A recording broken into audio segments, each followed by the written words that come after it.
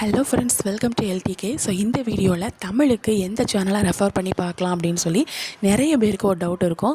So நான் என்னோடய point of வியூவில் நான் என்னென்ன சேனல்லாம் உங்களுக்கு நான் ஃபாலோ பண்ணுறேன், அது மட்டும் இல்லாமல் என்னென்ன சேனல்லாம் உங்களுக்கு பெஸ்ட்டாக இருக்கும் அப்படிங்கிறத சொல்கிறேன்.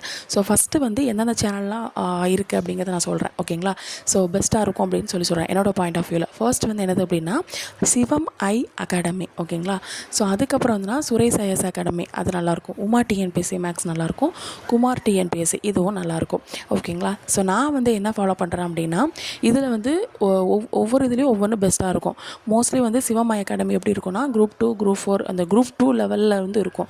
ஸோ அந்தளவுக்கு குவாலிட்டியாக இருக்கும். அவங்க பேசுகிறது அந்த இதெல்லாம் கொஞ்சம் நல்லாயிருக்கும்.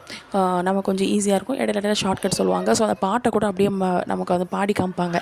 ஸோ அதனால் அது கொஞ்சம் இதாக இருக்கும். ஸோ அதுக்கப்புறம் உங்களுக்கு சுரேஷ் ஐஎஸ் அகாடமி நல்லாயிருக்கும்.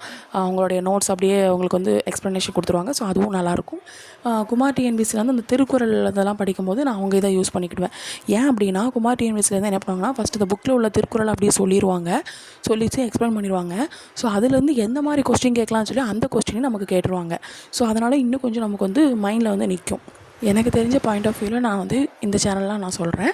ஸோ அது உங்களுக்கு இது பெஸ்ட்டுன்னு கொஞ்சம் பார்த்து அதுக்கப்புறம் நீங்கள் என்ன பண்ணுங்கள் அப்படின்னா நீங்கள் நோட்ஸ் எழுதி வச்சுக்கோங்க, ஓகேங்களா? ஸோ நோட்ஸ் எழுதி வச்சு படிங்க, அதுதான் ஈஸியாக இருக்கும்.